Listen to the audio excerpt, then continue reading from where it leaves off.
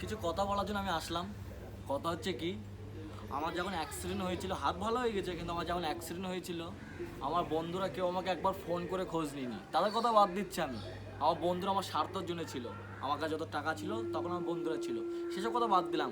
কিন্তু আমার যে কাছের মানুষ, 8 বছরকার ভালোবাসা, সেই কাছের মানুষ এখনও পর্যন্ত একবার ফোন করে জিজ্ঞেস করিনি তোমার হাত কেমন আছে, তোমার অ্যাক্সিডেন্ট হয়েছে শুনেছে, অ্যাক্সিডেন্ট হয়েছে শুনেছে, কিন্তু একবারও কিন্তু ফোন করে জিজ্ঞেস করিনি তুমি কেমন আছো। তা একটা কথা বলবো, মানুষ স্বার্থপর, দুনিয়া স্বার্থপর না, মানুষ হচ্ছে স্বার্থপর।